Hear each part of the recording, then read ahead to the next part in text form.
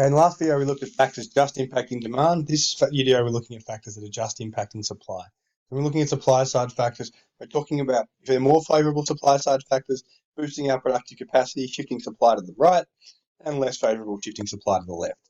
Okay, if you sort of use an aggregate demand curve, or let's do one down here, you can see that that's our initial point, we shift supply to the right, it leads to lower prices and a higher GDP, and we shift supply to the left, it leads to both higher prices and a higher GDP. So we want to shift supply to the right because that gives us the double advantage of an increase in real GDP on the x-axis, but also lower prices, which makes us more internationally competitive. So when you're talking about benefits or more favourable supply side conditions, you can make those links to the lower prices and how that makes us more competitive as well. So aggregate supply factors can include a whole range of different factors, and the benefit of these factors is they increase firms' willingness to supply or their ability to supply, and they all lead to lower prices in the long term, which is great for keeping inflation under control and making us more internationally competitive. Because the lower the price, the more competitive we are. So these are a whole range of factors that impact supply. We're going to focus on some of the really key ones. The first one is productivity growth. So what productivity means is it's the level of output we're generating per unit of input. So essentially how much we're making per unit of input. So for example, if we're looking at labour, we're looking at labour productivity, we're looking at the amount of output per hour of work. Okay, so it's output per unit of input, and that can include labour or machinery or raw materials. Basically measuring how efficiently we can use our resources, our land, labour and capital, to produce goods and services that can satisfy our wants and needs. So generally we measure labour productivity by GDP per hour of labour. And basically increased productivity is great because it means we're generating more output per hour. So that can lead to lower production costs for businesses, increase their profitability, and improve their willingness to supply. So firms are more willing to supply and more able because they're more productive.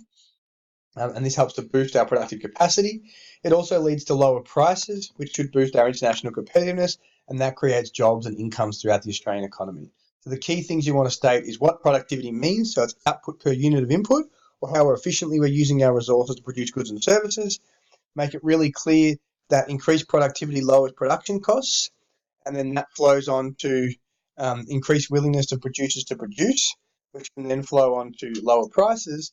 And lower prices are great because they boost our international competitiveness and the demand for Australian goods and services.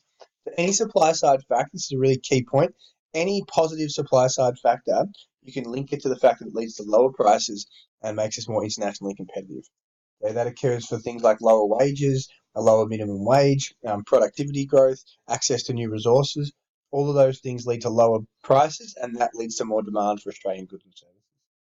In terms of the impact on employment, theoretically, productivity growth can have both a positive and a negative impact on employment. From a negative perspective, we'll start with the positive perspective. From a positive perspective, the decrease in prices should help to boost demand for Australian goods and services. So if we become more productive, we generally sell at a lower price. That makes us more internationally competitive, and then that flows on to increased jobs because people want to buy our stuff, and whenever we're selling stuff, we need workers to make that stuff. So the lower prices generally boost demand, which leads to more demand for labour. Good for reducing unemployment. From a negative perspective, you could make the argument that if we're more productive, you don't need as many workers. So you could make the argument that if you're using more capital and that's what's making you more productive, then that can lead to less demand for workers because you don't need as many workers if you're using more capital. You can also argue that if labour becomes more productive, then you don't need as many workers as well. The next one, okay, another factor that helps to reduce production costs and boost aggregate supply is lower labour costs. When we're looking at the word labour costs, we're talking about the costs of labour per hour or per unit of production. So labour costs are the costs of labour per unit of production. So that can include the wages they receive. It can also use other costs associated with labour, like paying workers superannuation, sick leave, etc., etc. And basically, real unit labour costs, or don't worry about real unit labour costs, but labour costs is how much per unit of output it's costing you in wages and super and work cover and things like that. So if we're making, say, TVs, we're looking at the cost of labour per TV. So all of these factors here on the side, on the left-hand side, how much we're paying in those things per unit of output. And basically, the lower our labour costs, the lower firms' cost of production. So if firms can lower their labour costs, and generally we do that by reducing wages or by increasing productivity so that it's costing us less per unit of output. So if wages stay the same, but if we're producing more productively, then it'll reduce our labour costs per unit of output. But basically, lower labour costs help to reduce firms' cost of production. They make them more profitable, and that leads to an increase in aggregate supply. So a decrease in labour costs will decrease production costs per unit and increase firms' willingness to supply goods and services. Higher real unit labour costs make firms less willing to supply goods and services. From an employment perspective, lower real unit labour costs reduce inflation, which boosts international competitiveness, which creates more jobs in Australia. If we can lower our cost per unit of labour, then our products become cheaper, people demand our products, and that creates additional jobs because of the additional demand. Okay, last two, climatic conditions. Basically, they were talking about things like droughts and floods. So continuing climatic conditions, anything that sort of drought, floods, heat waves, anything that affects firms' ability to produce goods and services.